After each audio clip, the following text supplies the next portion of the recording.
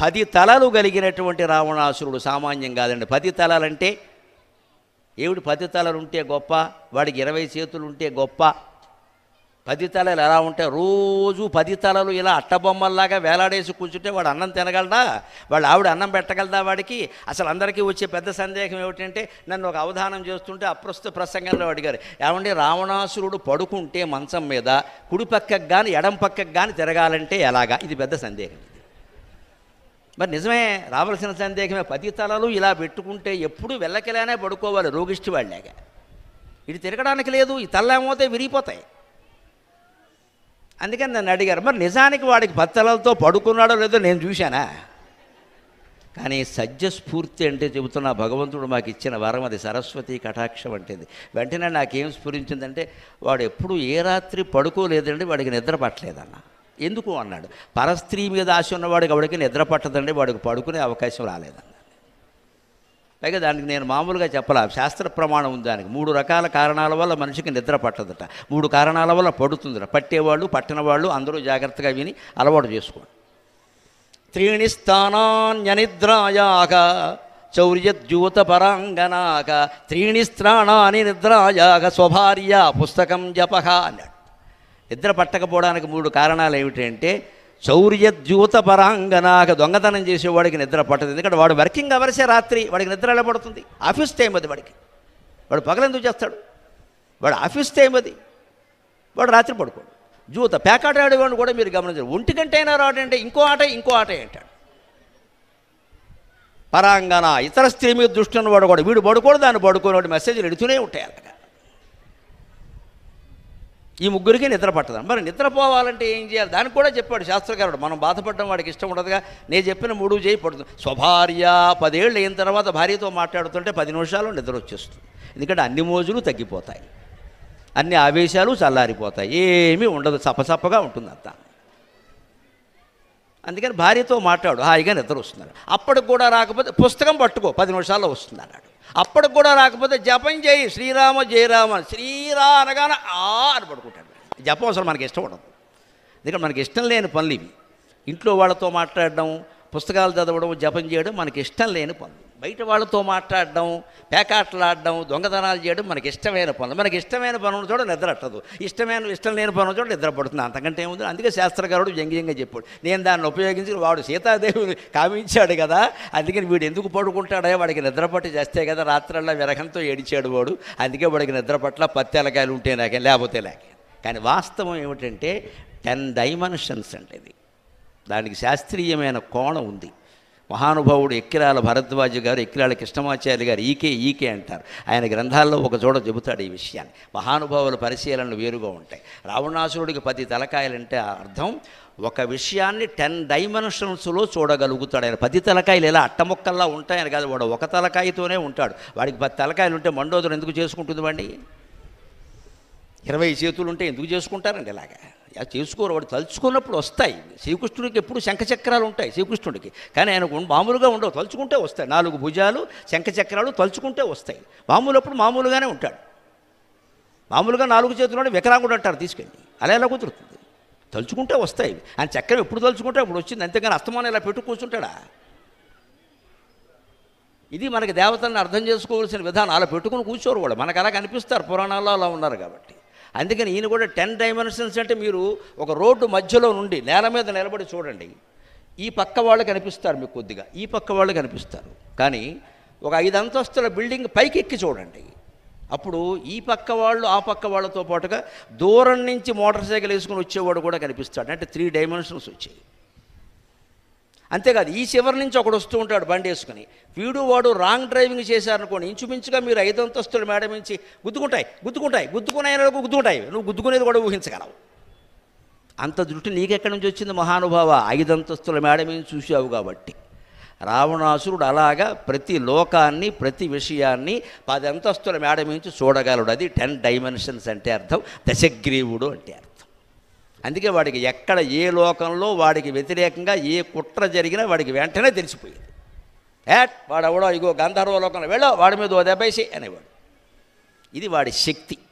అటువంటి వాడిని గెలవాలంటే కష్టమేనండి. రాముడు చాలా ఆయాసపడ్డాడమ్మా, చాలా శ్రమపడ్డాడు. ముఖ్యంగా 21.5 రోజులు యుద్ధం జరిగిందని లెక్కలు చెబుతున్నాయి మనకి. ఆ 20వ రోజున చాలా యాతన పడ్డాడండి రామచంద్రమూర్తి. అలిసిపోయాడమ్మా, చెమట పట్టేసింది.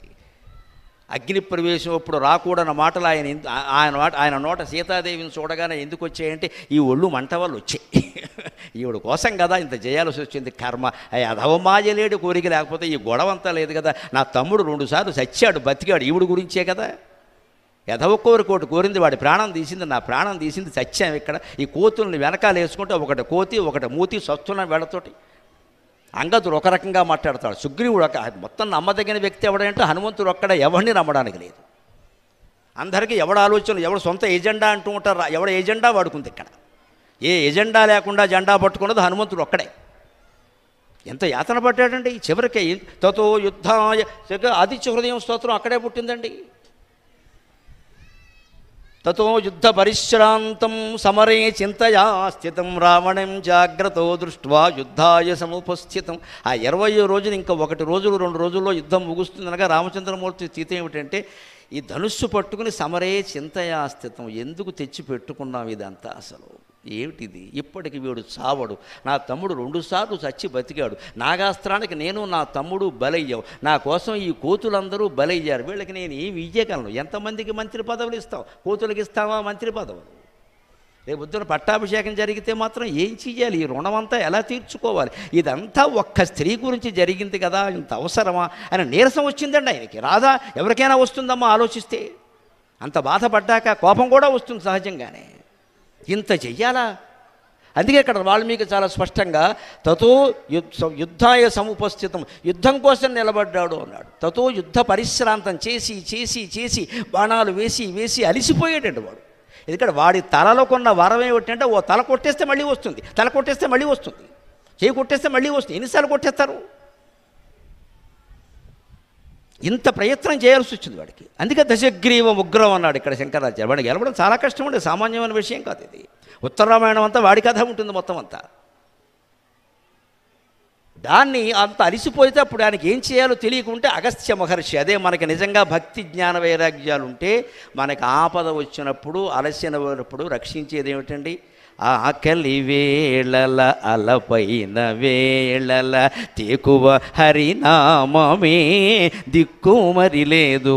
ఆకలి వేళల అలపైన వేళల, ఆకలేసిన అలసిపోయిన కాపాడేది ఏమిటంటే భగవత్ స్మరణ. ఆయన తన ఇష్టదైవం వంశదైవం ఎవరండి? సూర్యనారాయణమూర్తి. ఆ సూర్యుని చూసి అలా నమస్కరిస్తూ ఉండిపోయాడు. అంతే, సూర్యమండలం నుంచి వచ్చినట్టుగా వచ్చాడు అగస్త్యుడు. అగస్త్యం ఉపగమ్య అబ్రవీద్రామం అగస్త్యం భగవాన్ ఋషికి. వెంటనే వచ్చి 31 శ్లోకాల్లో ఆదిత్య హృదయ స్తోత్రాన్ని, సోరాల్ ఎనర్జీ, ప్రత్యక్షంగా సౌరశక్తిని ఎలా మనలోకి ఆహ్వానించాలో సైంటిఫిక్గా వైజ్ఞానికంగా తెలియజేసే స్తోత్రం, మంత్రప్రోక్తమైన స్తోత్రం, మహాసిద్ధిప్రదమది. అనారోగ్యంతో ఉన్నవాళ్ళు, కార్యాలు సాధించలేమనుకున్న వాళ్ళు ఆదిత్య హృదయాన్ని నిత్యము భక్తితో సూర్యనారాయణమూర్తికి నమస్కారం చేసి పఠనం చేయండి. అసాధ్యమైన కార్యాలు కూడా అవుతాయి, సందేహం ఎలా. ఆదిత్య హృదయానికి ఆ శక్తి ఉంది ఖచ్చితంగా. ఓపిక, ముఖ్యంగా శరీరంలో ఓపిక తగ్గింది, సత్తువ లేదు అంటే ఆరోగ్యం భాస్కరాదిచ్చేత్. ఆరోగ్యం కావాలంటే సూర్యనారాయణమూర్తి కాసేపు ఎండలో నుంచున్నప్పుడు ఆరోగ్యం వస్తుంది. ఆదిత్య హృదయం వెంటనే చదవగానే వాల్మీకి ఏమంటాడు అంటే తతో యుద్ధాయ, ముందేమో చదవక ముందేమో యుద్ధం కోసం నిలబడ్డాట, తర్వాత ఏమో జయాయ సముపస్థితం. ఆ చదవగానే పఠించగానే సూర్యనారాయణమూర్తి మంత్రంతో ఆవాహన చేయగానే ఎంత ఉత్సాహం వచ్చింది. రమణ ఎవడో రావణాసురుడు, జయాయ సముపస్థితం, నేను జయించి తీరతా అన్న ఉత్సాహం వచ్చిందిట. ఆ నీరసంగా ఉన్నప్పుడు లలితా సహస్రం విష్ణు సహస్రం పారాయణ చేయడం అంత ఉత్సాహాన్ని ఇస్తుంది, అంత ఉత్సాహాన్ని ఇస్తుంది. అది మందు వైద్యం అనుకోండి. దాన్ని నీరసంగా ఉందని ఏడుస్తూ కూర్చోవడం, వాళ్ళకి ఫోన్లు చేసి వీళ్ళకి ఫోన్లు చేయడం, వాళ్ళు రాలేదా, ఎందుకు వస్తారు, యమధర్మరాజు ఒక్కడే వస్తాడమ్మా, ఎవడు రాడు ఇక్కడికి. ఎందుకు ఎవడో రాలేదని యథవేడుపు, వాడు వస్తే మనకేమైనా తగ్గుతుందా ఇక్కడ? వాడు ఏమైనా దేవుడా? నోటుకు వస్తే హాయిగా చదువుకోవచ్చండి, పైగా రోజు చదువుతుంటే నోటుకు వచ్చేస్తే ఏం పెద్ద విషయం ఇది. అటువంటి స్తోత్రాలు చదువుకుని మనశ్శాంతిని పొందాలి. అలాగ దశగ్రీవముగ్రం సపుత్రం సమిత్రం, అటువంటి దశగ్రీవుణ్ణి పుత్రులతో సహా మిత్రులతో సహా వేసి పారేశాడు, ఇంకెవడూ మిగలకుండా అక్కడ. పైగా వాడు దుర్గం కట్టింది ఎక్కడ? స్థలదుర్గం, వనదుర్గం, జలదుర్గం అని 3-4 రకాలు ఉంటాయి. జలదుర్గం చుట్టూ సముద్రం అండి శ్రీలంక. చుట్టూ సముద్రం, మధ్యలో దుర్గం కట్టాడు. ముందు సముద్రం దాటితే కానీ అక్కడికి వెళ్ళడానికి లేదు. అటువంటి సరిదుర్గ మధ్యస్థ రక్షో గణేశం, జలం మధ్యలో దుర్గం కట్టాడు. ఆ పైన రక్షోగణ ఈశం, రాక్షసుడు, వాడు మహోదరుడు, కుంభోదరుడు, లంబోదరుడు. ఒక్కొక్కడు ఎలా ఉంటారు అంటే అప్పుడప్పుడు జీవ వైవిధ్య సదస్సు జరుగుతూ ఉంటుంది చూడండి. హైదరాబాదులో రకరకాల బల్లులు, రకరకాల తేళ్ళు, రకరకాల తాబేళ్ళు చూపిస్తారు. వాళ్ళు ఎలా ఉంటారో వీళ్ళు కూడా అలాగే ఉంటారు. ఒకడికి ఇంత పెద్ద పొట్ట, ఒకడికి 6 చెవులు, ఒకడికి 3 ముక్కులు. ఒకడిని చూస్తే మనం చచ్చిపోతాం వెంటనే, అసలు ఇంక యుద్ధం చేయం ఇక్కడ. వీళ్ళందరితోనూ పోరాడాల్సి వచ్చింది. వాళ్ళు ఆయుధాలు వాడరు. వాళ్ళు ఏం వాడారో తెలుసా? చెట్లు, కొండలే.